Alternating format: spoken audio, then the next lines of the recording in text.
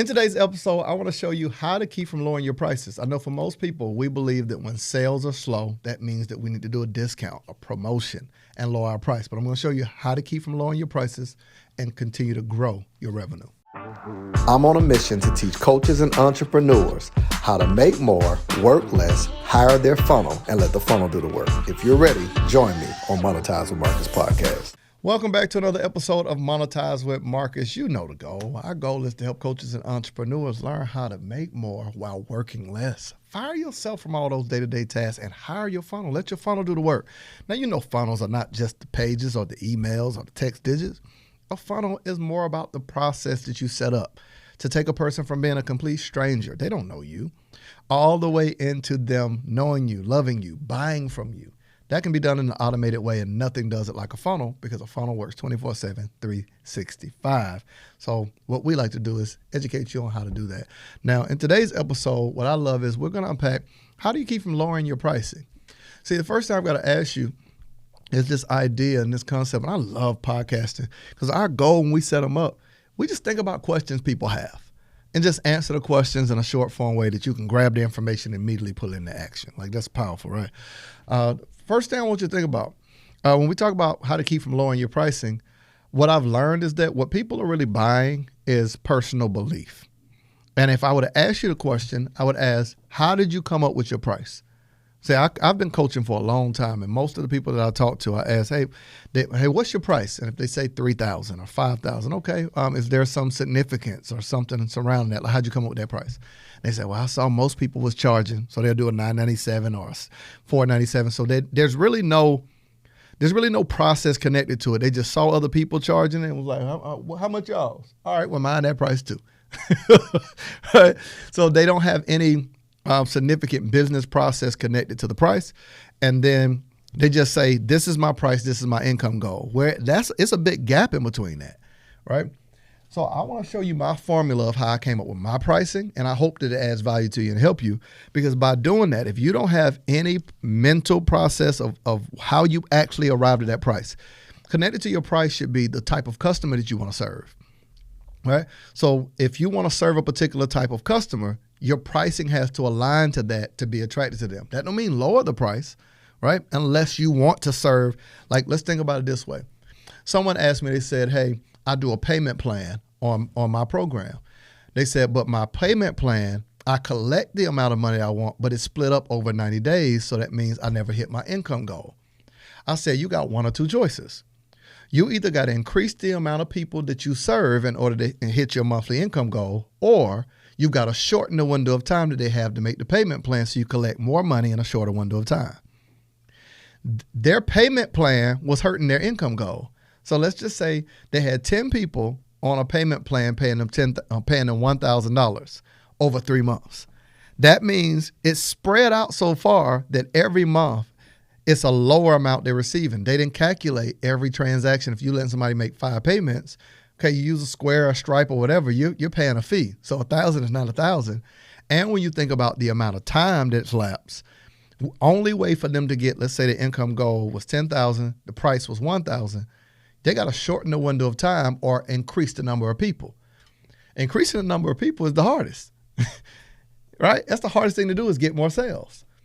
So the only other option, now they can do both, but what I'm saying to them is, okay, you got one or two options then. Why don't you increase the price? What if you increase the price by 1,000 and get those same people? Now, please, for the person who keep hearing yesterday's price is not today's price. Before you increase your price, increase the value to the client, and not a second sooner. Don't increase your price until you increase the value to the client. For whatever you're charging, 5 to 10 times the value to the price. You're charging 1,000, $5,000 to $10,000 worth of value. All right? Don't increase the price until you increase the value. Okay, now that we got that out of the way, let's talk about, so when we're deciding on pricing, there ought to be some thought. We don't just throw out no number. That don't even make sense to running a business. What we doing, lottery? What we playing the lottery with our pricing? Hey, how much your price? $79, $39, $29. Bingo! Hey, just throwing out numbers. Is that what we doing? Is that what we doing? Out here in these streets? Is that what we doing?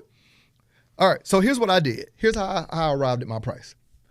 What I did was I took, I created a minimum amount that for clients to work with me that they have to charge, like the baseline. This is the least amount that they charge. Now I can't make them, but this is the framework. So we say to work with us, you can't charge any less than $1,000. Now we qualify each of our offers. We have a do-it-yourself, done with you, done for you. Do-it-yourself is our full training portal, and you can get access into live mentorship. So you can watch the videos on demand at your own pace, and if you want to ask questions or you get stuck, you can come on the live calls every Monday. All right, pretty dope. So now the person don't have to rush through it. Done with you is done in 30 days. This is for people who already have something in place. They want a fast result. You're like, Marcus, I want to create my course. I want my funnel built, everything so I can launch it in 30 days. Done with you moves fast. And after that, there's no ongoing help, right? Unless they want to sign up for mentorship. So the do-it-yourself is for those that want to sit with it, take their time. They want to access it anytime they want. Done with you is a person that just want a result. They don't even have to learn the information like that. It's just, we're building it, right? It's a full build out. It's an accelerator where we build it all out. We write the emails. We build the funnel for them. We teach them how to launch it, teach them how to sell it, and we extract the information for the course. We even upload the videos, right? So in 4 weeks, we get that done. Last but not least is the done for you, and that is what it sounds like, right? It's a full build out, business in a box. We extract the information, we write the copy, we run the ads, we set up the webinars, we do everything. Now, listen to this. What we decided is, in order to qualify for each offer, we would make it to where a person had to charge a certain, like if you came to me and I said, hey, how much are you looking to sell your course for? You said $500. You automatically wouldn't qualify for done for you, because of where our price point lies, and you don't have a viable way to make the money back in a short window of time. So here's what I did with my price. I created parameters for each one. And I took 30, 60 days, right? And I said, how much does our clients typically make in a 30 to 60 day window? Like, how much do we charge? How much do they make in a 30, 60 day window? I took that average, all right? Took the average of that, and that's how I decided the offers. So I said, okay, our clients typically start within a 30-day window making $10,000 to $25,000. Like that's typical standard.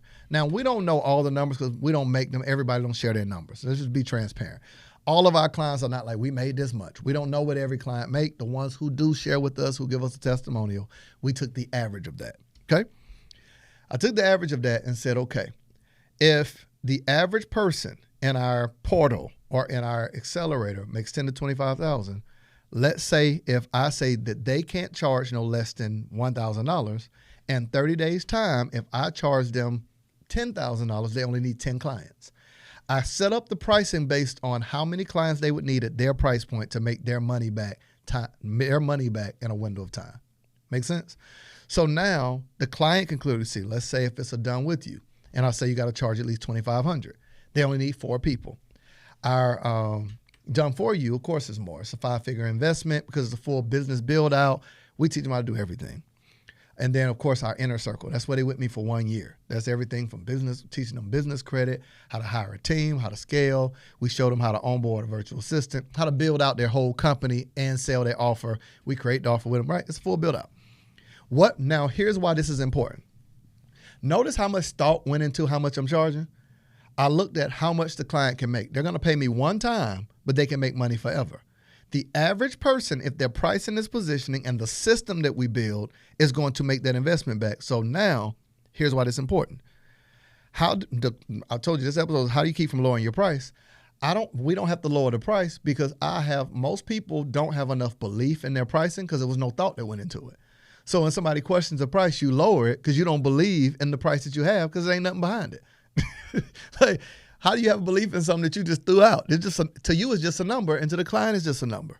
But when the client can see, oh, shoot, so yeah, y'all charge $25,000, but you're going to show me how to create a $5,000 high-ticket offer. You're going to set up a digital product funnel and show me how to create a funnel that's worth $1,000 with digital products, with mini courses. You're going to also show me how to sell it. You're going to build the webinar out, and you're going to run the ad to drive traffic. They're like, well, shoot, I don't need but 5 sales. So the person has a belief in the price, and we have a belief in the price because of the thought that goes into it. So I would say to you, how do you keep from lowering your price? You first have to create a system of how you arrive at your price, and now you believe in the offer. You believe in the price because there's thought behind it. The only way you're going to feel uncomfortable, people are buying belief. What do I believe when someone walks away and say, I ain't paying that? Okay, cool. If 100 people tell me no, I don't think this, and one person tell me yes, I look and be like, look at all them crazy folks that said no. And look at this one person smart enough to say yes. Why? Because my belief in that process of it's a no-brainer. If I told you, hey, give me $1,000, I'm gonna give you 10,000. Good deal, right? That's what I believe about my business because that's what we built. So I would say to you, if you have a way to add value to someone, to teach them something that they can pay you once and get paid forever and even teach other people that, you should have a belief in that. I know. Are you selling? Come on. What are we selling? Are you selling teaching, which is the information? Are you selling a process? Let's say a person don't have to create their own contracts. They don't with us. We give them the contracts, legal policies, terms and conditions. We give them packages for their clients, onboarding processes, SOPs. That's worth something, right? Because it's speeding up the process. So the more that you can think through the value of what you offer, the more stern you be in your price. And that's how you keep from lowering your price. This has been another phenomenal episode of Monetize with Marcus. I hope I've given you value that you can add to your life that's going to show you how to make more, work less, hire your funnel, let your funnel do the work. Make sure you subscribe to this channel and tell others about it. I would love to hear about it. If you're not following me on social media, you're missing the party. Man, we be turned. I'll see you in the next episode of Monetize with Marcus.